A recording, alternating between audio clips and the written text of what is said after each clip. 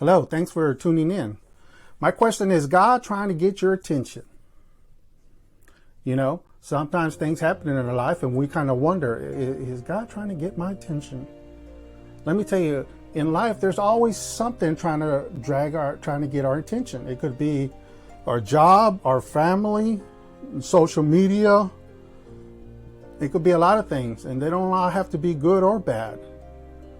But I wonder if there is times where you feel like, is God trying to get my attention? You know, and let me tell you, if God wants to get your attention, he'll get your attention. Whether you're being in a hospital bed, in prison, or in jail, or you lost your job, or you going through a struggle. Let me tell you, God knows how to get your attention when the time comes. So, and you know who knows that? Moses. Let's look into this devotion. Moses chapter 3, verse 1. Now Moses kept the flock of Jethro, his father-in-law, the priest of Midian, and he led the flock to the backside of the desert. Now, this is very interesting. This is very interesting because, you see, sometimes we feel like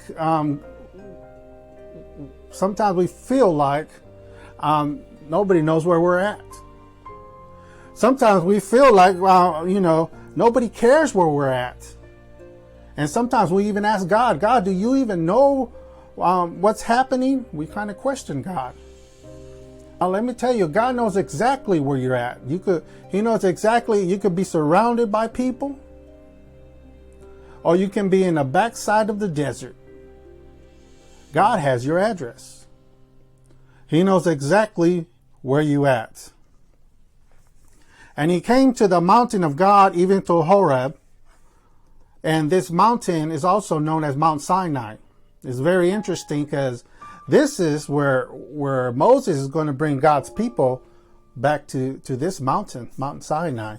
And when I think of Moses, I think about 40. 40 years he's up there in the high life. The next 40, he's on the run with the flock, with Jethro. The next 40, he's getting God's people back to Mount Sinai. So the number 40 comes out here very interesting. And it's also very interesting that how God uses what he already knew and uses for his glory.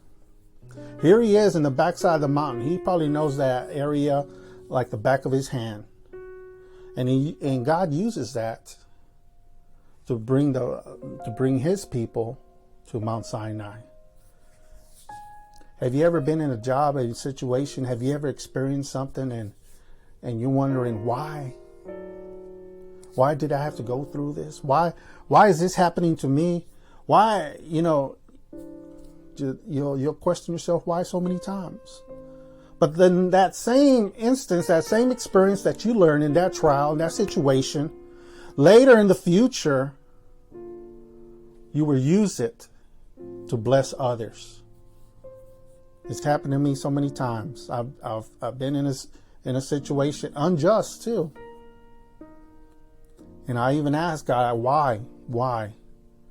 But it was until later in the future that I used that experience to help somebody else. Verse 2. And the angel of the Lord appeared unto him in a flame of fire out of the midst of bush. And he looked, and behold, the bush burned with fire, and the bush was not consumed. Oh, that's beautiful.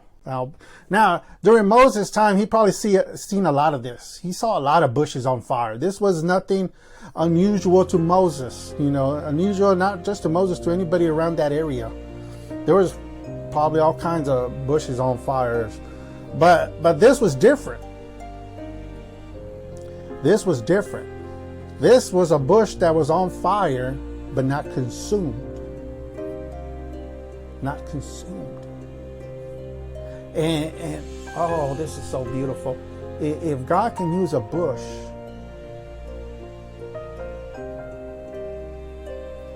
to get somebody's attention. And God can use you.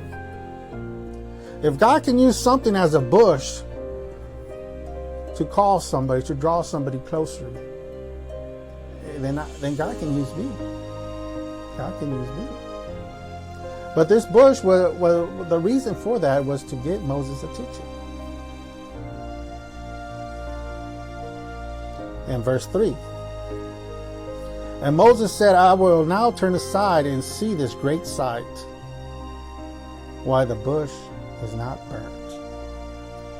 This was something unusual to Moses, and he called it a great sight. He said, there's something out of the ordinary, and I'm going to go see what's it about. Now it's interesting how God intervened in his just regular activities. Just regular activities. And you're probably wondering,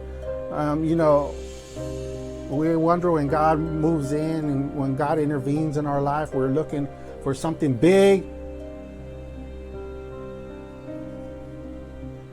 But sometimes it's just doing your regular activities.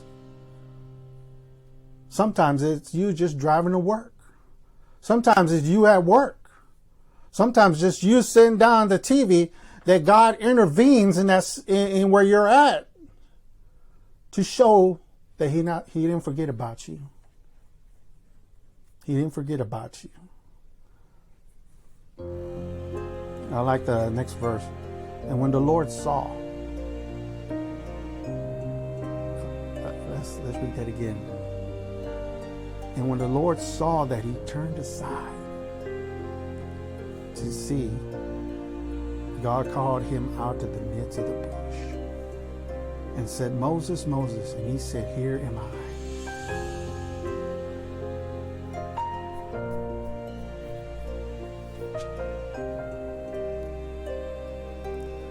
Sometimes the Lord's just waiting for you to make that move. Sometimes the Lord's just waiting for you to make that first step. It doesn't have to be a second step, or it doesn't even have to be a third step for him to intervene, for him to help you, for him to support you. He's just looking for that first step. And when he saw Moses, and he called out to him. Beautiful, that's beautiful. Sometimes we're wondering, Lord, here am I.